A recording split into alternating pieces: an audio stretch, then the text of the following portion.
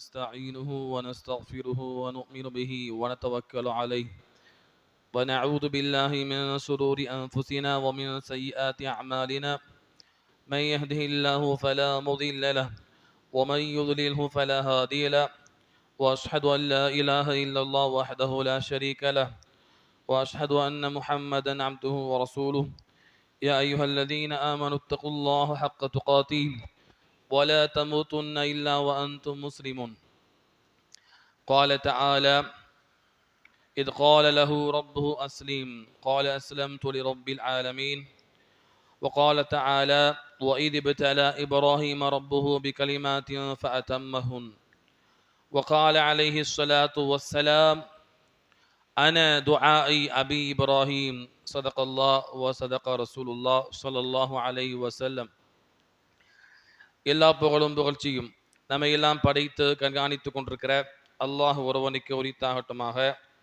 அவனது அன்பும் கிருபையும் அவனால் தேர்வு செய்யப்பட்ட இறை தூதர்கள் யாவரின் மீதும் அதன் வழிவந்த முஸ்லிம்கள் அனைவரின் மீதும் குறிப்பாக நம்முடைய தூதர் நம்முடைய உயிரை விட மேலான முஹம்மது ரசூலுல்லாஹ் ஸல்லல்லாஹு அலைஹி வஸல்லம் அவர்கள் மீதும் அன்னாருடைய வாழ்க்கை வழிமுறையை தங்களால் இயன்ற அளவிற்கு பின்பற்றி வாழ்ந்த அன்னாருடைய குடும்பத்தார்கள், தோழர்கள், அதன் வழிவந்த இமாம் பெருமக்கள், ஏனைய முஸ்லிம்கள் அனைவரின் மீதும் இந்த உலகத்திலே முஸ்லிம்களாக வாழ்ந்து கொண்டிருக்கிற, இனி முஸ்லிம்களாக வாழ இருக்கிற எல்லா முஸ்லிம்களின் மீதும் அல்லாஹ்வுடைய அன்பும் கிருபையும் என்றென்றும் நிலவட்டுமாக என பிரார்த்தனை செய்தவனாக இந்த ஜும்மா பிரசங்கத்தை துவங்குகிறேன்.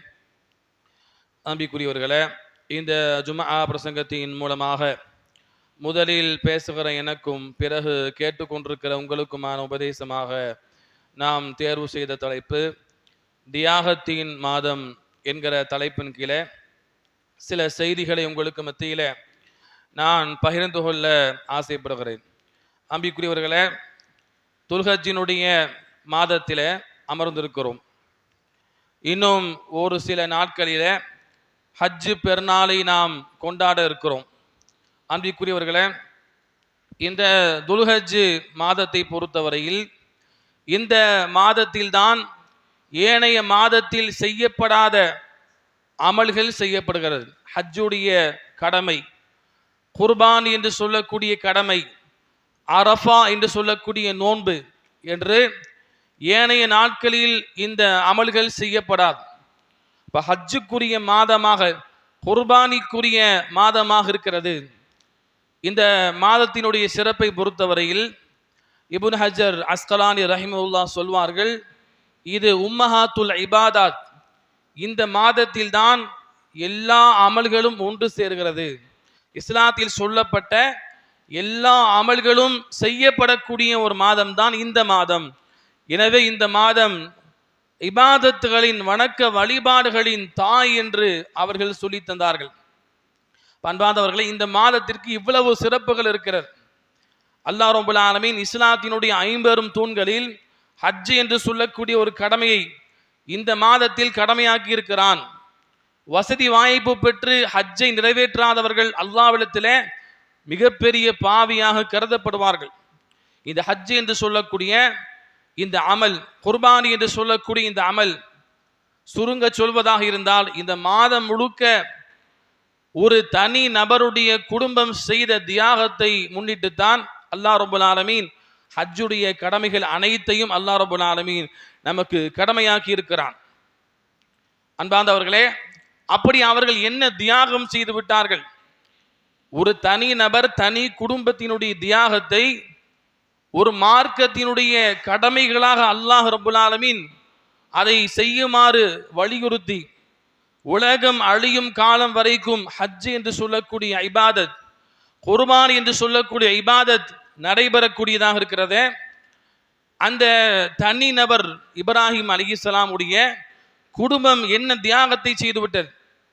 அன்பார்ந்தவர்களே, எல்லா நபிமார்களும் சிரமத்திற்கு உட்படுத்தப்பட்டார்கள். குறிப்பாக இப்ராஹிம் அலைஹிஸ்ஸலாம் அவர்கள் அதிகமாக சிரமத்திற்கு, கஷ்டத்திற்கு ஆளானார்கள். சிறு வாலிபராக இருக்கிறார்கள். அந்த ஊரிலே அவர்களை தவிர அனைவருமே சிலையை வணங்கக்கூடிய மக்களாக இருக்கிறார்கள். இப்ராஹிம் அலைஹிஸ்ஸலாமுடைய தந்தை சிலையை தயார் செய்து விற்பனை செய்து அதன் மூலமாக சம்பாத்தியம் பார்க்கக்கூடிய ஒரு நபராக இருந்தார். இந்த அளவிற்கு தன்னுடைய குடும்பத்திலே தன்னுடைய தந்தை, தன்னுடைய உற்றார் உறவினர்கள், ஊர் மக்கள் என்று சொல்லி அனைவருமே சிலையை வணங்கக்கூடிய மக்களாக இருக்கிறார்கள். அந்த மக்களுக்கு மத்தியில உண்மையான படைத்த இறைவன் என்றால் யார் என்று அல்லாஹ்வால் கொடுக்கப்பட்ட பகுத்தறிவை வைத்து அவர்கள் சிந்தித்து பார்க்கிறார்கள். வானத்தை பார்க்கிறார்கள், சூரியனை பார்க்கிறார்கள், சந்திரனை பார்க்கிறார்கள், நட்சத்திரங்களை பார்க்கிறார்கள். இவைகளெல்லாம் என்னை படைத்த இறைவனாக இருக்குமா என்று சிந்திக்கிறார்கள். அவைகளெல்லாம் ஒரு கட்டம் வந்த பின்பு மறைந்து போய் விடுகிறது. மறையக்கூடியது என்னை படைத்த, இந்த உலகத்தை படைத்த இறைவனாக ஒருபோதும் இருக்க முடியாது என்று அவர்கள் உறுதி கொள்கிறார்கள். இந்த அனைத்தையும் எவன் படைத்தானோ அவன்தான் உண்மையான இறைவனாக இருக்க முடியும். இன்னி வஜ்ஹது வஜ்ஹல்லதி ஃபதரஸ் ஸமாவாதி வல் அர்த். இந்த வானம் பூமி அனைத்தையும் எவன் படைத்து கண்காணிக்கிறானோ அவன்தான் உண்மையான இறைவன், அவன் பக்கம் நான் சார்ந்து விடுகிறேன் என்று சொல்லி இப்ராஹிம் அலைஹிஸ்ஸலாம் அவர்கள் தன்னுடைய உள்ளத்திலே வாலிபனாக இருக்கும் பொழுது அல்லாஹ் கொடுத்த அறிவை வைத்து யாரும் சொல்லாமல் தானாக சிந்தித்து சிந்தித்து இறைவன் என்றால் இப்படித்தான் இருக்க வேண்டும், இவன்தான் இறைவனாக இருக்க முடியும், படைப்புகள் இறைவனாக இருக்க முடியாது, அனைத்தையும் படைத்தவன் தான் இறைவனாக இருக்க முடியும் என்று உறுதி கொள்கிறார்கள். அல்லாஹ் குர்ஆன்ல சொல்றான். அதற்கு பின்பு எப்படியாவது இதை நம்முடைய தந்தைக்கு, நம்முடைய ஊர் மக்களுக்கு, உற்றார் உறவினர்களுக்கு எடுத்து சொல்ல வேண்டும். அல்லாஹ்வுக்கு இணை வைக்கிறார்களே, இது பாதக செயலாக இருக்கிறது. அல்லாஹ்வுக்கு இணை வைத்து அல்லாஹ்வுக்கு செய்யக்கூடிய வணக்க வழிபாடுகளை அல்லாஹ் அல்லாத மக்களுக்கு செய்வது அல்லாஹ்வால் மன்னிக்க முடியாத பாவமாயிற்றே. எப்படியாவது என்னுடைய தந்தையை, எப்படியாவது என்னுடைய ஊர் மக்களை நான் திருத்த வேண்டும் என்று அடுத்த கட்டமாக இஸ்லாத்தை நோக்கி அல்லாஹ்வின் பக்கம் அழைக்கக்கூடிய ஒரு அழைப்பாளராக அவர்கள் மாறிவிடுகிறார்கள். பண்பாந்தவர்களே, முதலாவது மார்க்கத்தை அறிவது, நாம் அறிந்த உண்மையை, சத்தியத்தை தனி நபராக இருந்தாலும் எடுத்துரைப்பது. இப்ராஹிம் அலைஹிஸ்ஸலாம் அவர்கள் தந்தை இடத்துல போறாங்க, போய் சொல்றாங்க, தந்தை அவர்களே, நீங்க லா தஅபுது ஷைத்தான், ஷைத்தானை வணங்காதீர்கள். மாலா யஸ்மஉ வலா யுப்சிரு வலா யுக்னி அன்க ஷைஆ. தந்தையே, எந்த ஒன்றையும் கேட்காத, எதையும் பார்க்காத அற்பமான கற்களை, சிலைகளை நீங்கள் வணங்காதீர்கள் என்று தந்தைக்கு சொல்றாங்க. தந்தை அந்த சிலையை தயார் செய்து விற்பனை செய்து சம்பாதிக்கக்கூடிய ஒரு நபர். அவர் இப்ராஹிம் அலைஹிஸ்ஸலாத்தை பார்த்து சொன்னார், இப்ராஹிமே ல இல்லம் தந்தஹி ல அர்ஜுமன்னக வஹ்ஜுர்னி மலியா. இப்ராஹிமே, நீ சொல்லக்கூடிய இந்த கருத்தை விட்டும் நீ பின்வாங்கி விடு, இதை சொல்லாதே. சிலை வணக்கம் கூடாது, சிலையை வணங்காதீர்கள் என்று நீ சொல்லாதே.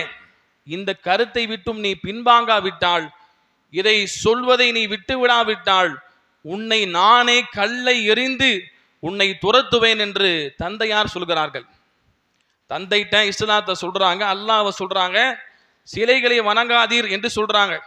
தந்தை என்ன சொல்றாரு, நீ இதை விட்டுவிடவில்லை என்றால் நானே கல்லை எடுத்து உன்னை எறிந்து துரத்துவேன் என்று அவர் சொல்றார்.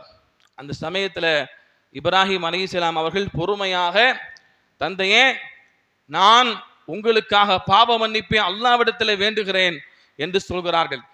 மறுமையில் கூட இப்ராஹிம் அலைஹிஸ்ஸலாம் தந்தைக்காக துஆ செய்ய முற்படுவார்கள். அப்படிப்பட்ட இரக்கம் குணமுடைய ஒரு மனிதனாக இருந்தார்கள். அப்ப இஸ்லாத்தை சொல்லும் பொழுது தந்தை எதிர்க்கிறார்.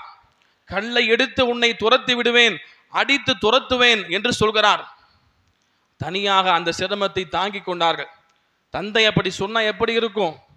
அல்லாஹ்வுக்காக அதை பொறுத்து கொண்டார்கள். அதற்கு பின்பு ஊர் மக்களுக்கு எப்படியாவது இஸ்லாத்தை, தௌஹீதை, அல்லாஹ் ஒருவன் தான் படைத்தவன் என்பதை உணர்த்த வேண்டும் என்கிற அந்த சந்தர்ப்பத்தை எதிர்பார்த்திருக்கிறார்கள் இப்ராஹிம் அலைஹிஸ்ஸலாம். ஒரு சமயத்துல அந்த ஊர் மக்கள் பக்கத்து ஊருக்கு திருவிழாவிற்கு செல்கிறார்கள்.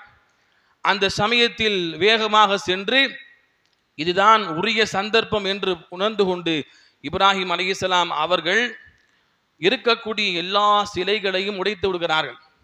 உடைத்து விட்டு பெரிய சிலையினுடைய கையில உடைக்கப்பட்ட ஆயுதத்தை வைத்து விடுகிறார்கள். அந்த ஊர் மக்கள்லாம் திரும்ப வராங்க. வந்து பார்த்தா எல்லா சிலைகளும் உடைக்கப்பட்டிருக்கிறது. ஒரே ஒரு பெரிய சிலை மட்டும் மீதமா இருக்குது. அந்த பெரிய சிலையினுடைய கையில உடைக்கப்பட்ட ஆயுதம் இருக்கிறது. அப்ப மக்கள் உறுதி கொண்டார்கள், இந்த ஊர்லயே தனி ஒரு வாலிபர், இப்ராஹிம் என்று சொல்லக்கூடிய ஒரு வாலிபர் தான் இந்த சிலை வணக்கத்திற்கு எதிராக செயல்படுகிறார், பிரச்சாரம் செய்கிறார். இப்ராஹிம் அலைஹிஸ்ஸலாத்திற்கு தெரியும், நாம ஒரு நபர் தான் இந்த ஊரிலேயே சிலை வணக்கத்தை எதிர்த்து பிரச்சாரம் செய்கிறோம். இப்படி நாம் உடைத்து விட்டால் மக்கள் கண்டிப்பாக நம்மை அடையாளம் கண்டு கொள்வார்கள் என்று இப்ராஹிம் அலைஹிஸ்ஸலாத்துக்கு தெரியும். ஆனா எப்படியாவது இந்த மக்களுக்கு சத்தியத்தை சொல்ல வேண்டுமே என்கிற ஒரு உறுதி. யோசித்து பார்க்க வேண்டும். இன்றைக்கு எவ்வளவு மக்கள் பெரும்பான்மையாக இருந்தாலும் சத்தியத்தை சொல்வதற்கு நாம் தயங்குகிறோம். சத்தியத்தை சொன்னால் மக்கள் நம்மை ஒதுக்கி வைப்பார்களோ, ஒரு மாதிரியாக பேசுவார்களோ என்று நாம் பயப்படுகிறோம், அஞ்சுகிறோம். இப்ராஹிம் அலைஹிஸ்ஸலாம் எந்த ஒரு துணைக்கு யாரும் இல்லாத அந்த சந்தர்ப்பத்தில் சத்தியத்தை மக்களுக்கு சொல்லி ஆக வேண்டும் என்று துணிச்சலாக அதை செய்கிறார்கள். மக்கள் வந்து பார்க்கிறார்கள். ஹாலு சமிஅனா ஃபதை யذ்குருஹும் யுகாலு லஹு இப்ராஹிம், இப்ராஹிம் என்று சொல்லக்கூடிய ஒரு வாலிபர் தான் இதை செய்திருப்பார் என்று சொல்லி ஹாலு ஃபஅது பிஹி அலா அயுனின் நாசி லஅல்லஹும் யஷ்ஹதூன், மக்கள் அனைவருக்கு முன்னால் அவரை நீங்கள் பிடித்து வந்து நிறுத்துங்கள் என்று சொல்லப்படுகிறது. சொல்லப்பட்ட பின்பு இப்ராஹிம் அலைஹிஸ்ஸலாம் அவர்களை பிடித்து கொண்டு வந்து நிறுத்துகிறார்கள். தனி ஒரு நபராக இருக்கிறார்கள். ஊர் அதாவது அவர்களை எதிர்த்து ஊர் முழுக்க இருக்கக்கூடிய மக்கள் எதிர்த்து நிற்கிறார்கள். இப்ப நாம இருந்தா என்ன செய்திருப்போம்? யோசித்து பாருங்கள். ஒரு ஊர் முழுக்க எதிர்த்து தனி ஒரு நபரை எதிர்த்தால் நாம இருந்தால் என்ன செய்திருப்போம்? இப்ராஹிம் அலைஹிஸ்ஸலாம் அவர்கள் அந்த சமயத்திலும் கூட அல்லாஹ்வின் மீது நம்பிக்கை வைத்து உறுதியாக இருந்தார்கள். அப்ப அந்த மக்களை பார்த்து சொன்னாங்க, அதாவது அவர்கள் சொல்கிறார்கள், காலபல் ஃபஅலஹு கபீருஹும் ஹாதா ஃபஸ்அலூஹும் இன் கானூ யன்திகூன், இப்ராஹிமே நீதான் சிலைகளை உடைத்தாயா என்று கேட்கும் பொழுது அவர்கள் சொன்னார்கள், இல்லை, இதோ பாருங்கள், அந்த பெரிய சிலையினுடைய கையில் தான் ஆயுதம் இருக்கிறது. அந்த பெரிய சிலைதான் மற்ற சிறிய சிலைகளை உடைத்திருக்க கூடும். அது பேசக்கூடியதாக இருந்தால் நீங்கள் அதனோடு பேசி கேட்டு தெரிந்து கொள்ளுங்கள் என்று இப்ராஹிம் அலைஹிஸ்ஸலாம் சொல்றாங்க. சிலைட்ட கேட்டுக்கங்க அப்படின்னு சொல்றாங்க. சொன்ன சமயத்தில் அந்த மக்கள் ஃபரஜஉ இலா அன்ஃபுஸிஹிம் வகாலு இன்னக்கும் அன்தும் ஸாலிமுன் சும்ம நுகிஸு அலா ரூஸிஹிம் லகத் அலிம்த மா ஹாஉலா யன்திகூன், அவர்கள் தலை குனிந்து விட்டார்கள். சிலைட்ட போய் எப்படி நம்ம கேட்கிறது? சிலை பேசுமா என்ன? இப்ராஹிமே சிலை எப்படி பேசுமப்பா, அதுட்ட போய் கேட்க சொல்கிறாயே என்று மக்கள் திரும்பி கேட்கும் பொழுது இப்ராஹிம் அலைஹிஸ்ஸலாம் சொன்னாங்க, அதைத்தானே நான் இவ்வளவு நாட்களாக சொல்லி வந்தேன். சிலை பேசாது, கேட்காது, எந்த ஒரு நன்மையும் தீமையும் உங்களுக்கு அளிக்காது. கால ஃபதஅபுதூன மின் தூனில்லாஹி மா லா யன்ஃபஉக்கும் ஷைஅன் வலா யதுர்ருக்கும் உஃபில் லக்கும் வலிமா தஅபுதூன மின் தூனில்லாஹ் அஃபலா தஅகிலூன். அந்த சமயத்தில் ஊர் மக்களை எதிர்த்து பேசுகிறார்கள், அல்லாஹ்வை அன்றி உங்களுக்கு எந்த நன்மையும் தீமையும் செய்து தராத இந்த அற்பமான சிலைகளையா நீங்கள் வணங்கி கொண்டிருக்கிறீர்கள்? உஃபில் லக்கும், சீ உங்களுக்கு நாசம் ஏற்படட்டும் என்று சொல்றாங்க. அஃபலா தாகிலூன், நீங்கள் சிந்திக்க மாட்டீர்களா? உங்களுக்கு அறிவு இல்லையா என்று இப்ராஹிம் அலைஹிஸ்ஸலாம் அவர்கள் ஊர் மக்களை எதிர்த்து தனி ஒரு நபராக பிரச்சாரம் செய்கிறார்கள். இவன் அல்லாஹ் சொன்ன குர்ஆன்ல, இன்ன இப்ராஹிம கான உம்மத்தன், இப்ராஹிம் அலைஹிஸ்ஸலாம் தனி ஒரு நபர், ஒரு சமுதாயமாக செயல்பட்டார். தனி ஒரு நபர் தான் ஒரு சமுதாயம் செய்யக்கூடிய அழைப்பு பணியை தனி ஒரு நபராக ஊரை எதிர்த்து நிற்கும் பொழுது அல்லாஹ்விற்காக துணிச்சலாக சத்தியத்தை சொல்வது என்னுடைய கடமை, அந்த படைத்த இறைவனுக்காகத்தான் இதை நான் செய்கிறேன், என்னை அவன் பாதுகாக்க போதுமானவன் என்று உறுதியாக இருக்கிறார்கள். மக்கள் என்ன செய்தார்கள்? இப்ராஹிம் அலைஹிஸ்ஸலாத்தை பிடித்து பெரிய ஒரு குழியை தயார் செய்து நெருப்பை மூட்டி அதிலே தூக்கி எறிகிறார்கள். இப்ராஹிம் அலைஹிஸ்ஸலாம் ஹஸ்பி அல்லாஹ் வ நிஅமல் வக்கீல், அல்லாஹ் எனக்கு போதுமானவன், அவன்தான் பாதுகாப்பதில் சிறந்தவன், என்கிற வாசகத்தை மட்டும்தான் சொன்னார்கள். இல்லை, என்னை விட்டு விடுங்கள், நான் சொல்லக்கூடிய இந்த கருத்தை விட்டும் நான் பின்வாங்கி விடுகிறேன் என்றெல்லாம் அவர்கள் சொல்லவில்லை. குழியை தோண்டிட்டாங்க. ஊர் மக்கள் அனைவரும் சேர்ந்து நெருப்பை மூட்டி அந்த குழியில் தூக்கி எரிய போகிறார்கள். எப்படி இருக்கும் என்று யோசித்து பாருங்கள்.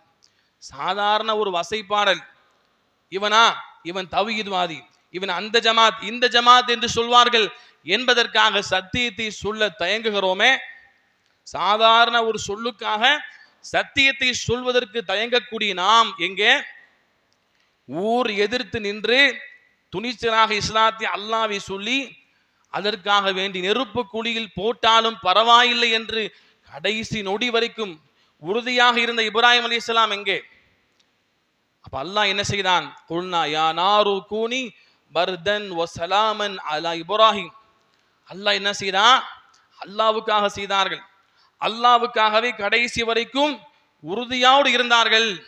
அப்ப அல்லாஹ்வுக்காக ஒன்றை செய்யும் பொழுது அல்லாஹ்விற்காக உறுதியோடு கடைசி வரைக்கும் பின்வாங்காமல் இருந்தால் அல்லாஹ் என்ன செய்வான்? யதார்த்தத்தை மாற்றி அல்லாஹ் உதவி செய்வான். அல்லாஹ் என்ன செய்தான்? நெருப்பை பார்த்து அல்லாஹ் சொன்னான், யா நாரு கூனி பர்தன் வ சலாமன் அலா இப்ராஹிம். நெருப்பே, நீ இப்ராஹிமுக்கு குளிர்ச்சியூட்டக்கூடியதாக நிம்மதி அளிக்கக்கூடியதாக மாறிவிடு என்று அல்லாஹ் சொன்னான். நெருப்பு எப்படி இருக்கும்? பொசுக்கக்கூடியது, கருக்கக்கூடியது, மிகப்பெரிய துன்பத்தை துயரத்தை தரக்கூடியது. அல்லாஹ் என்ன சொன்னான்? நெருப்பினுடைய அந்த தன்மையை, அசலான தன்மையை அல்லாஹ் ரப்பல் ஆலமீன் ஒரே நொடிகளை மாற்றி விட்டான். நெருப்புல தூக்கி போட்டாங்க. இப்ராஹிம் அலைஹிஸ்ஸலாத்தை சுற்றி நெருப்பு பத்து எரிகிறது. சாதாரணமாக அவர்கள் அமர்ந்து கொண்டிருக்கிறார்கள். மக்களுக்கு ஆச்சரியம், நெருப்பு குளிர்ச்சியாக இருக்கிறது. யோசித்து பாருங்க. அல்லாஹ் ரப்பல் ஆலமீன் அவனுக்காக கடைசி வரைக்கும் உண்மையை உறக்க சொல்லி உறுதியோடு இருந்தால் அல்லாஹ் ரப்பல் ஆலமீன் நெருப்பை என்ன அதையும் கூட அல்லாஹ் ரப்பல் ஆலமீன் மாற்றி நமக்கு குளிர்ச்சி அடையக்கூடியதாக ஆக்கி தருவான் என்பதற்கு இப்ராஹிம் அலைஹிஸ்ஸலாமுடைய வாழ்க்கை ஒரு சான்றாக இருக்கிறது. இப்படிப்பட்ட இப்ராஹிம் அலைஹிஸ்ஸலாம் அல்லாஹ்வின் மீது அவ்வளவு தவக்கல், அவ்வளவு நம்பிக்கை வைத்திருந்தார்கள். அதே போலத்தான் தன்னுடைய மனைவியையும் உருவாக்கி இருந்தார்கள். நீண்ட நாட்களுக்கு பின்னால அவர்களுக்கு குழந்தை பாக்கியத்தை அல்லாஹ் கொடுத்தான். ஆண் குழந்தை, சிறு வயது குழந்தையாக இருக்கிறார்கள். இப்ராஹிம் அலைஹிஸ்ஸலாத்தை அல்லாஹ் அடுத்து சோதிக்கிறான். எவ்வளவு தியாகம் என்று பாருங்கள். அல்லாஹ் சொன்னான், இப்ராஹிமே, குறித்த இடத்திலே இன்றைக்கு மக்கா முக்கர்ரமா என்று சொல்லக்கூடிய காபத்துல்லா என்று சொல்லக்கூடிய இறை ஆலயம் எங்கே இருக்கிறதோ அந்த இடம் ஆரம்ப காலத்தில் இப்ராஹிம் அலைஹிஸ்ஸலாமுடைய காலத்தில் எதுவுமே இல்லாத ஒரு அடர்ந்த ஒரு பாலை வனமாக இருந்தது. காய்ந்த புற்பூண்டுகள் இல்லாத, தண்ணீர் இல்லாத ஒரு பாலைவனமாக இருந்தது. அந்த இடத்துல போய் உங்களுடைய மனைவியையும் பிள்ளையையும் நீங்கள் விட்டு விட்டு வர வேண்டும் என்று இப்ராஹிம் அலைஹிஸ்ஸலாத்திற்கு அல்லாஹ் சொன்னான். மனைவியையும் பிள்ளையையும் ஆள் நடமாட்டம் இல்லாத, புற்பூண்டுகள் இல்லாத, சாப்பிடுவதற்கு எதுவுமே இல்லாத இடத்திலே விட்டு விட்டு வாருங்கள் இப்ராஹிமே என்று அல்லாஹ் சொன்னா. இப்ராஹிம் அலைஹிஸ்ஸலாம் அவர்கள் எதையுமே அவர்கள் பொருட்படுத்தவில்லை. அல்லாஹ் சொல்லிட்டானா, அல்லாஹ் குர்ஆன்ல சொல்றான், இது கால லஹு ரப்புஹு அஸ்லீம். இப்ராஹிமுக்கு அவருடைய ரப்பாகிய அல்லாஹ் சொன்னான், அதாவது நீ இதை செய் என்று அல்லாஹ் சொன்னான். அஸ்லீம், நான் அதை செய்து விட்டேன், அதை நான் கட்டுப்பட்டேன் என்று இப்ராஹிம் அலைஹிஸ்ஸலாம் அவர்கள் உடனடியாக தன்னுடைய மனைவியையும் பிள்ளையும் அழைத்து கொண்டு அந்த ஆள் நடமாட்டம் இல்லாத இடத்திற்கு செல்கிறார்கள். சென்று விடுறாங்க. விடும் பொழுது சின்ன ஒரு பையில சிறிய ஒரு தண்ணீர் மட்டும் இருக்குது. அதிகபட்சமாக ஒரு நாளைக்கு அதை சாப்பிடலாம், அதை 2 நாளைக்கு அதை குடிக்கலாம். அதை மட்டும் கொடுத்துட்டு திரும்பி வர்றாங்க. வரும் பொழுது அவருடைய துணைவியார் ஹாஜரா அலைஹிஸ்ஸலாம் கேட்கிறாங்க, கணவரவரை, நீங்கள் விட்டுட்டு போறீங்க, எந்த ஆள் நடமாட்டமும் இல்லாத இடத்துல விட்டுட்டு போறீங்க, இது அல்லாஹ்வுடைய கட்டளையா என்று கேட்கிறார்கள். அல்லாஹ் தான் சொன்னானா அப்படின்னு கேட்கிறாங்க. அப்ப இப்ராஹிம் அலைஹிஸ்ஸலாம் அவர்கள், ஆம், அல்லாஹ் தான் சொன்னான், அல்லாஹ்வுடைய கட்டளை தான், அல்லாஹ் தான் உங்கள் இருவரையும் இங்கே விட்டு விட்டு வருமாறு சொன்னான் என்று சொன்ன மாத்திரத்தில் அவருடைய துணைவியார் ஹாஜரா அலைஹிஸ்ஸலாம் அவர்கள் தனியா விட்டுட்டு போறீங்களே, ஆள் நடமாட்டம் இல்லையே, எங்களை யார் பாதுகாப்பது? ஒரு புற்பூண்டு செடி கொடி எதுவுமே இல்லையே, நாங்கள் எப்படி சாப்பிடுவது என்று கேட்டார்களா? இல்லை. அல்லாஹ்வுடைய கட்டளையா? அப்படி என்றால் கணவர் அவர்களே, நீங்கள் தைரியமாக செல்லுங்கள், எங்களை பாதுகாப்பதற்கு அல்லாஹ் போதுமானவன் என்று இப்ராஹிம் அலைஹிஸ்ஸலாத்திற்கு துணைவியார் ஹாஜரா அலைஹிஸ்ஸலாம் சொல்றாங்க. எப்படிப்பட்ட ஒரு அல்லாஹ்வின் நம்பிக்கை என்று பாருங்கள். இன்றைக்கு நாம செய்வோமா? நம்முடைய குடும்பத்தில் செய்வார்களா? யோசித்து பாருங்க. அற்பமான ஒரு சின்ன ஒரு தியாகமாக இருந்தாலும் கூட நாம் செய்வதற்கு தயங்குகிறோம். அல்லாஹ்விற்காக, மார்க்கத்திற்காக சிறிய சிறிய ஒரு தியாகமாக இருந்தாலும் கூட அதை செய்வதற்கு நாம் தயங்குகிறோம். தனி ஒரு பெண்மணி தனியாக பச்சிலம் குழந்தையோடு ஆள் நடமாட்டம் இல்லாத பாலைவனத்தில் குடிப்பதற்கு சாப்பிடுவதற்கு எதுவுமே இல்லாத இடத்துல கணவர் விட்டு விட்டு செல்றாரே, எப்படி இருக்கும் யோசித்து பாருங்கள். ஒரு கணவரால் தன்னுடைய மனைவியையும் பிள்ளையையும் இப்படிப்பட்ட இடத்தில் விட்டு விட்டு வர முடியுமா? யாராவது செய்ய முடியுமா? இப்ராஹிம் அலைஹிஸ்ஸலாம் செய்தார்கள். ஹாஜரா அலைஹிஸ்ஸலாம் அதை ஏற்றுக்கொண்டார்கள். எவ்வளவு பெரிய தியாகம் என்று பாருங்கள். இது சாதாரணமான ஒரு கதை அல்ல, கற்பனை அல்ல. அல்லாஹ் குர்ஆனில் சொல்லக்கூடிய சம்பவங்கள். அல்லாஹ்விற்காக இப்படியெல்லாம் மனிதர்கள் வாழ்ந்திருக்கிறார்கள். நாம எப்படி இருக்கிறோம்? சிந்திக்க வேண்டும். தியாகம் என்று சொல்வதற்கு தகுதியானவர்கள். அப்ப இப்ராஹிம் அலைஹிஸ்ஸலாம் செல்லும் பொழுது அல்லாஹ்ட்ட துஆ செய்றாங்க. ரப்பனா இன்னி அஸ்கன்து மின் ذُرِّيَّتِي بِوَادٍ غَيْرِ ذِي زَرْعٍ عِندَ بَيْتِكَ الْمُحَرَّمِ رَبَّنَا لِيُقِيمُوا الصَّلَاةَ فَاجْعَلْ أَفْئِدَةً مِنَ النَّاسِ تَهْوِي إِلَيْهِمْ وَارْزُقْهُمْ مِنَ الثَّمَرَاتِ لَعَلَّهُمْ يَشْكُرُونَ. இப்ராஹிம் அலைஹிஸ்ஸலாம் அந்த தியாகத்தை செய்துவிட்டு திரும்பி சென்று வர்றாரிலே, ஹதீஸிலே வருகிறது, முகத்தை கூட திரும்பி பார்க்காமல் அப்படியே மனைவியையும் பிள்ளையை விட்டுட்டு போறாங்க. திரும்பி பார்த்தால் மனது மாறிவிடுமோ, அல்லாஹ்வுடைய கட்டளையை நிறைவேற்றாமல் போய்விடுமோ என்று பயந்து என்ன செய்யறாங்க? இப்ராஹிம் அலைஹிஸ்ஸலாம் திரும்பி பார்க்காமல் அப்படியே போறாங்க. தனியாக சென்று தனி ஒரு இடத்துக்கு சென்று இப்ராஹிம் அலைஹிஸ்ஸலாம் அல்லாஹ் இடத்துல துஆ செய்றாங்க. இறைவா, எந்த ஒரு புற்பூண்டும் இல்லாத, ஆள் நடமாட்டம் இல்லாத ஒரு பாலைவனத்திலே உன்னுடைய கட்டளைக்காக என்னுடைய மனைவியையும் பிள்ளையையும் நான் விட்டு விட்டு வந்திருக்கிறேன். எனவே இறைவா, அவர்களை தொழுகை நிலைநாட்டக்கூடிய மக்களாக ஆக்கு, அவர்கள் பக்கம் மக்களை, அதிகமான மக்கள் வரக்கூடிய அளவிற்கு சூழலை நீ ஏற்படுத்தி தருவாயாக, அந்த இடத்திற்கு மக்கள் அதிகமாக வர வேண்டும் என்று துஆ செய்றாங்க. அவர்களுக்கு அதிகமான கனி வர்க்கங்களை வழங்குவாயாக, சாப்பிடுவதற்கு உண்டான அவர்களுக்கு வசதிகளை நீ ஏற்படுத்தி தருவாயாக என்று இப்ராஹிம் அலைஹிஸ்ஸலாம் துஆ செய்றாங்க. அல்லாஹ் என்ன செய்தான்? அந்த துஆவை அப்படி ஏற்றுக்கொண்டான். இப்ராஹிம் அலைஹிஸ்ஸலாம் துஆ செஞ்சாங்க. இறைவா, தனி ஒரு இடத்துல, ஆள் நடமாட்டம் இல்லாத இடத்துல, சாப்பிடுவதற்கு எந்த ஒரு கனிகளும் வசதிகளும் இல்லாத இடத்துல என்னுடைய மனைவியையும் பிள்ளையையும் உன்னுடைய கட்டளைக்காக நான் விட்டு விட்டு வந்திருக்கிறேன். இறைவா, அவர்கள் பக்கம் மக்களை நீ செல்லுமாறு செய், அவர்கள் இருக்கக்கூடிய இடத்திற்கு மக்கள் சாறை சாறையாக வர வேண்டும், அந்த இடத்திலே நீ அதிகமான சாப்பிடுவதற்கு கனி வர்க்கங்களை அவர்களுக்காக நீ ஏற்பாடு செய் என்று அல்லாஹ்விடத்தில் துஆ செய்றாங்க. அதற்கு பின்பு அல்லாஹ் ரப்பல் ஆலமீன் அங்கே துஆவை அங்கீகரித்தான். இப்ராஹிம் அலைஹிஸ்ஸலாமுடைய குழந்தை இஸ்மாயில் அலைஹிஸ்ஸலாம் தண்ணீருக்காக அங்கே தவிக்கும் பொழுது அல்லாஹ் ரப்பல் ஆலமீன் அந்த இடத்திலே ஹாஜரா அலைஹிஸ்ஸலாம் ஓடுகிறார்கள். சஃபாவுக்கு மருவாவுக்கு ஓடுறாங்க, தண்ணியை தேடி ஓடுறாங்க. பிள்ளை கிடந்து உருளுகிறான். காலை அடித்து அடித்து இப்ராஹிம் அலைஹிஸ்ஸலாம் அவர்கள் கீழே கிடந்து உருள்றாங்க. தாய்க்கு எப்படி இருக்கும்? தண்ணீருக்காக ஓடுறாங்க, அங்கும் இங்கும் ஓடுறாங்க. அந்த சமயத்தில் இஸ்மாயில் அலைஹிஸ்ஸலாமுடைய காலுக்கு கீழிருந்து வானவர்கள் வந்து அங்கே குழி தோண்டி அங்கிருந்து ஜம்சம் என்கிற நீர் ஊற்று வெளியாகிறது. அந்த ஜம்சம் என்று சொல்லக்கூடிய நீர் ஊற்று அன்றைக்கு வெளியான நீர் ஊற்று இது நாள் வரைக்கும் தீராத வற்றாத ஜீவ நதியாக அது ஊறிக்கொண்டிருக்கிறது. அறிவியல் ஆராய்ச்சியாளர்கள் அதிர்ந்து போகிறார்கள், ஆச்சரியப்பட்டு போகிறார்கள். வற்றாத ஒரு நீராக வெளிவருகிறதே, எப்படி முடிந்தது? மக்காவில் இருக்கக்கூடிய மற்ற தண்ணீருக்கும் இதற்கும் அவ்வளவு வித்தியாசம் இருக்கிறது. அந்த தண்ணீர் ஒரு சுவை, ஜம்சம் தண்ணீராக இருந்தால் அது தனி சுவை. எவ்வளவு காலங்கள் அடைத்து வைத்தாலும் கெட்டு போகாத தன்மை. ஒரே இடம்தான், ஒரே பூமி தான். ஜம்சம் தண்ணீர் வரக்கூடிய அந்த தண்ணீருக்கு அவ்வளவு ஆற்றல், சுவை. மற்ற தண்ணீருக்கு அந்த சுவை கிடையாது. இப்படியாக எப்படி வர முடியும் என்று அதாவது அதை ஆராய்ந்து பார்க்கக்கூடிய மக்கள் ஆச்சரியம் அடைகிறார்கள். அல்லாஹ்வுடைய ஏற்பாடு. அந்த தியாகத்தை செய்து அல்லாஹ் ரப்புல் ஆலமீன் இடத்துல துஆ செய்றாங்க இப்ராஹிம் அலைஹிஸ்ஸலாம். அதன் வெளிப்பாடாக அல்லாஹ் ரப்புல் ஆலமீன் என்ன செய்தான், அந்த இடத்துல நிறைய கனி வர்க்கங்கள்.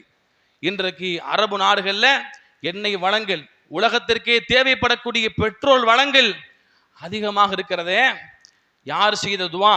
தண்ணீரை இல்லாத இடத்துல அல்லாஹ் ரப்புல் ஆலமீன் இத்தகைய வளங்களை எதற்காக தந்தான் என்றால் அவர்கள் அந்த குடும்பம் செய்த தியாகம், அல்லாஹ்விற்காக ரசூலுக்காக அவர்கள் செய்த தியாகமாக இருக்கிறது. அன்பார்ந்தவர்களே, இப்ராஹிம் அலைஹிஸ்ஸலாம் எப்படி ஒரு தந்தையாக, ஹாஜரா அலைஹிஸ்ஸலாம் எப்படி ஒரு தாயாக, அதேபோல் இப்ராஹிம் அலைஹிஸ்ஸலாம் எப்படி ஒரு கணவராக, ஹாஜரா அலைஹிஸ்ஸலாம் எப்படி ஒரு மனைவியாக வாழ்ந்தார்கள் என்பதற்கு மிகப்பெரிய ஒரு சான்றாக இருக்கிறது. அதன் மூலமாக நாம் அதிகமாக படிப்பினை பெற வேண்டும். அல்லாஹ் ரப்புல் ஆலமீன் அத்தகைய படிப்பினை பெறக்கூடிய மக்கள் ஆவதற்கு அருள் புரிவானாக. ஆமீன் யா ரப்பல் ஆலமீன்.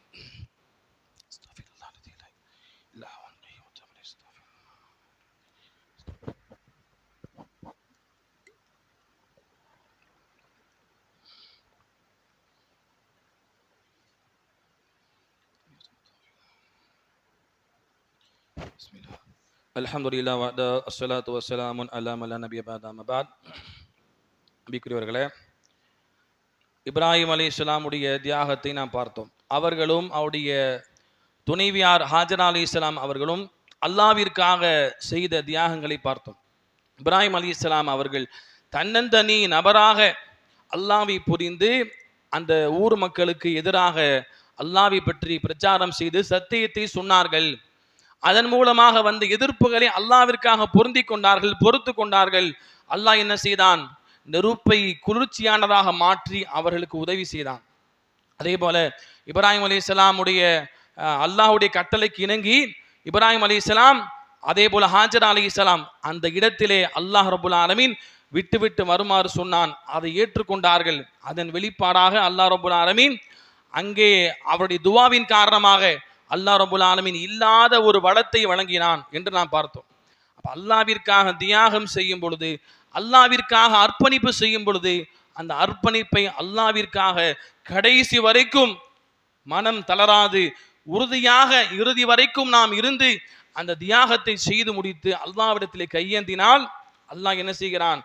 எவ்வளவு பெரிய மாற்றமாக இருந்தாலும் நமக்கு அதை அல்லாஹ் தருவதற்கு போதுமானவன் என்கிற ஒரு படிப்பினை இப்ராஹிம் அலைஹிஸ்ஸலாமுடைய வாழ்க்கையில் இருக்கிறது. அதே போல அந்த இப்ராஹிம் அலைஹிஸ்ஸலாமுடைய பிள்ளை இஸ்மாயில் அலைஹிஸ்ஸலாம் தந்தைக்கு சளைத்தவர் அல்ல, மகன். அதாவது ஒரு தாயும் தந்தையும் ஈமானுடைய பக்குவத்தோடு எப்படியெல்லாம் இருந்தால், உறுதியாக இருந்தால் பிள்ளை எப்படி வளர்ந்து வரும் என்பதற்கு இஸ்மாயில் அலைஹிஸ்ஸலாமுடைய வாழ்க்கை ஒரு உதாரணம். யோசித்து பாருங்கள். இப்ராஹிம் அலைஹிஸ்ஸலாம் அவர்களும் அதே போல ஹாஜரா அலைஹிஸ்ஸலாம் அவர்களும் தாயும் தந்தையும் அல்லாஹ்விற்காக எதையும் செய்ய தயாராக இருந்தார்கள். அல்லாஹ்வின் மீது அளவு கடந்த நம்பிக்கை வைத்திருந்தார்கள். எவ்வளவு பெரிய தியாகமாக இருந்தாலும் கடைசி வரைக்கும் இறுதி வரைக்கும் உறுதியோடு இருந்தார்கள். இதையெல்லாம் பார்த்து வளரக்கூடிய ஒரு பிள்ளை எப்படி ஈமானுடைய உறுதியோடு உள்ள பிள்ளையாக இருக்கும் என்பதற்கு இப்ராஹிம் அலைஹிஸ்ஸலாமுடைய பிள்ளை இஸ்மாயில் அலைஹிஸ்ஸலாம் அவர்கள் மிக சிறந்த உதாரணம். தாய் தந்தை இடத்துல எந்த அளவிற்கு ஈமானுடைய பிரதிபலிப்பு இருக்கிறதோ அதுதான் பிள்ளையுடைய வாழ்க்கையிலே அது செயல்படுகிறது, பின்பற்றப்படுகிறது. பிள்ளையுடைய வாழ்க்கையிலும் அப்படிப்பட்ட ஈமானுடைய தாக்கம் பிரதிபலிக்கிறது. இப்ப இப்ராஹிம் அலைஹிஸ்ஸலாத்திற்கு அல்லாஹ் என்ன செய்தான்? இதையெல்லாம் தாண்டிய ஒரு சோதனை அல்லாஹ் சொன்னான்.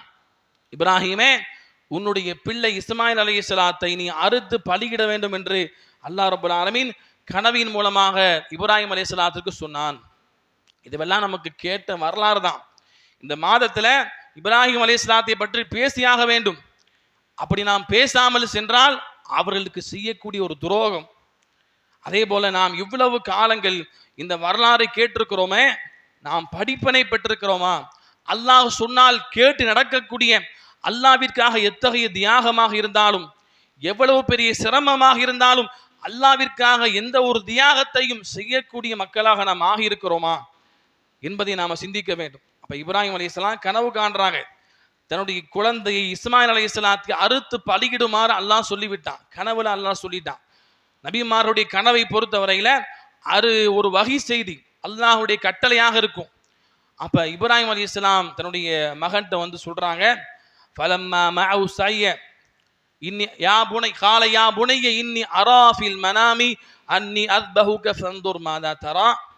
இப்ராஹிம் அலைஹிஸ்ஸலாத்திற்கு கொஞ்சம் பக்குவமான வயது வந்து விட்டது.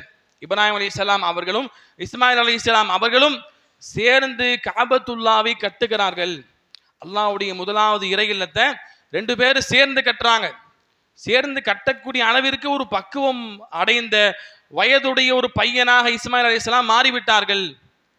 அந்த காபத்துல்லாவை கட்டி விட்டுட்டு இப்ராஹிம் அலைஹிஸ்ஸலாம் துஆ செய்கிறாங்க, ரப்பனா வபஅஸ் ஃபீஹிம் ரசூலம் மின்ஹும். இறைவா, இந்த காபத்துல்லாவை சார்ந்த இதை சுற்றி உள்ள இந்த ஊர்வாசிகள் அவர்களுக்கு மத்தியில் இருந்து ஒரு இறை தூதரை நீ கொண்டு வருவாயாக என்று அல்லாஹ்விடத்தில் துஆ செய்கிறாங்க.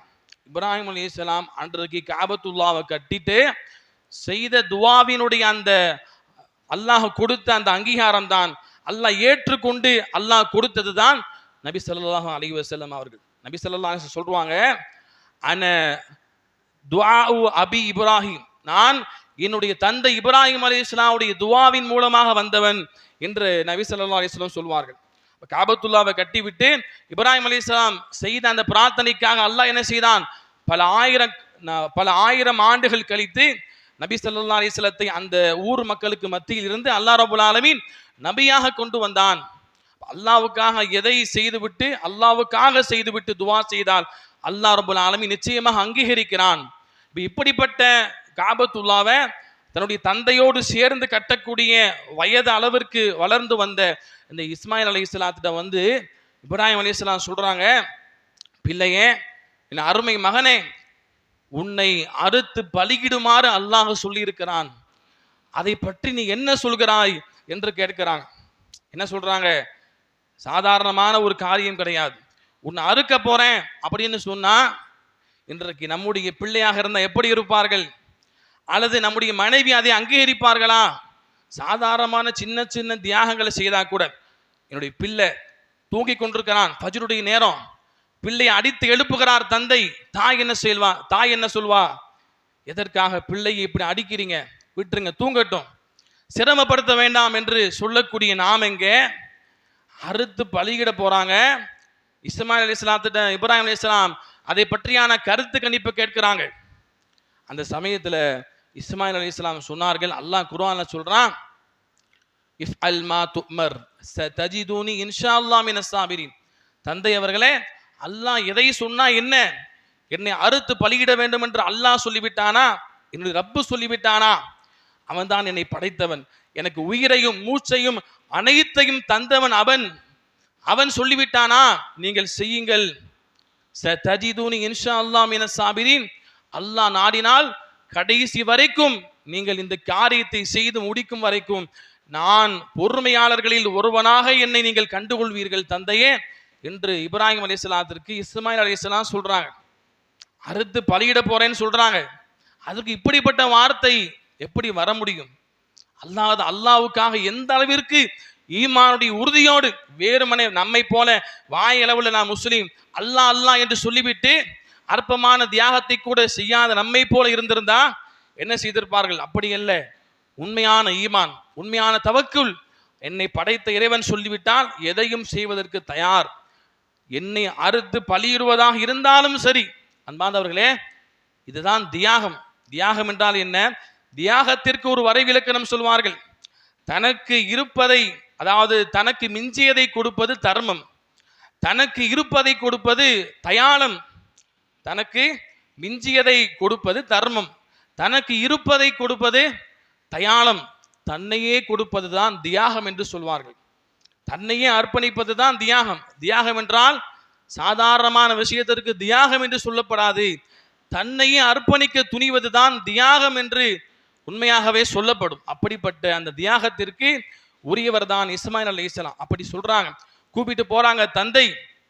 அப்படி கூப்பிட்டு போய் அங்கே கீழே கிடத்துகிறார்கள், குப்பர படுக்க வைக்கிறார்கள், முகம் குப்பர படுக்க வைக்கிறார்கள். முகத்தை பார்த்தால் பாசத்தின் காரணமாக அல்லாஹ்வுடைய கட்டளை நிறைவேற்றாமல் போய்விடுவேனோ என்று பயந்து என்ன செய்யறாங்க, குப்பர கிடத்தி இப்ராஹிம் அலைஹிஸ்ஸலாம் அவர்கள் தந்தை பல்லாண்டு காலமாக வயது முதிர்ந்த நிலையில அல்லாஹ் என்ன செய்திருக்கிறான், இப்ராஹிம் அலைஹிஸ்ஸலாத்திற்கு குழந்தை பாக்கியத்தை கொடுத்தான். அது ஆண் குழந்தை. கொஞ்சம் நாட்கள் தள்ளி குழந்தை கிடைத்தால் எப்படியெல்லாம் நாம் பாசத்தை பொழிந்து வளர்க்கிறோம் யோசித்து பாருங்கள். இவ்வளவு தள்ளாத வயதுல கொடுத்த அந்த குழந்தையை அறுக்குமாறு அல்லாஹ் சொன்னானே. ஒரு தந்தையாக இருந்தால் எந்த ஒரு சிரமமாக இருந்தாலும் தாயும் தந்தையும் தனக்கு வந்தால் ஏற்றுக்கொள்வார்கள்.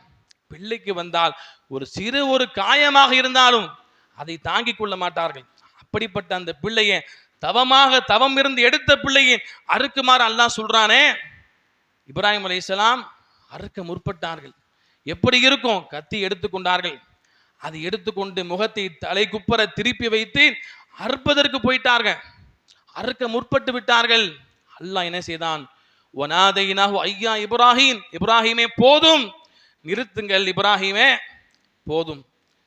அது சத்தக்த ருயா இன்னா கதாலிக நஜ்ஸில் முஹ்சின் இன்ன ஹாதா லஹுவல் பலாஉல் முபீன். இப்ராஹிம் அலைஹிஸ்ஸலாம் அவர்களை நிறுத்துங்கள் போதும், அல்லாஹ் உங்களுக்கு கட்டளையிட்ட அந்த கனவை நீங்கள் உண்மைப்படுத்தி விட்டீர்கள். நிச்சயமாக இது ஆக பெரிய சோதனை என்று அல்லாஹ் சொன்னான். யாரும் செய்ய முடியாத ஒரு தியாகம். தியாகம் என்றால் இதுதான் தியாகம். யாருமே செய்ய முடியாத தியாகத்தை செய்ததன் அடிப்படையில் தான் அல்லாஹ் ரப்பல் ஆலமீன் என்ன செய்தான், அவர்கள் அங்கே குர்பானி கொடுப்பதற்காக அல்லாஹ் ஒரு ஆட்டை இறக்கி குர்பானி கொடுக்குமாறு அல்லாஹ் அங்கே சொன்னான். அதற்கு பகரமாக அல்லாஹ் ரப்பல் ஆலமீன் ஒரு ஆட்டை இறக்கி குர்பானி கொடுக்க சொன்னான். இன்றைக்கு கியாமத் நாள் வரைக்கும் குர்பானி கொடுக்கப்படுகிறது என்றால் இவ்வளவு பெரிய தியாகத்திற்கு பின்புதான் இந்த அமலை நாம் செய்கிறோம் என்பதை மறந்துவிடக்கூடாது. நாம் என்ன அமல் செய்து விட்டோம், என்ன தியாகம் செய்து விட்டோம், அல்லாஹ்விற்காக என்ன அர்ப்பணிப்புகளை செய்து விட்டோம் என்று கவலைப்பட்டு இந்த குர்பானியை நாம் கொடுக்க வேண்டும். கொடுக்கும் பொழுது இப்ராஹிம் அலைஹிஸ்ஸலாமுடைய தியாகத்தை நாம் நினைவு கூற கடமைப்பட்டிருக்கோம். அப்ப அன்பார்ந்தவர்களே, ஒரு தாயும் தந்தையும் எப்படி இருந்தால் பிள்ளை எப்படி இருக்கும் என்பதற்கு மிகப்பெரிய ஒரு உதாரணம் இப்ராஹிம் அலைஹிஸ்ஸலாமுடைய வாழ்க்கையில் இருக்கிறது. அதன் மூலமாக படிப்பினை பெறக்கூடிய மக்கள் ஆவதற்கு அல்லாஹ் ரப்பல் ஆலமீன் நம் யாவருக்கும் அருள் புரிவானாக. அகூல் கௌலி ஹாதா அஸ்தக்ஃபிருல்லாஹ் லி வ லக்கும் வ ஸாயிரில் முஸ்லிமீன ஃபஸ்தக்ஃபிரு இன்னஹு வல் கஃபூர் ரஹீம்.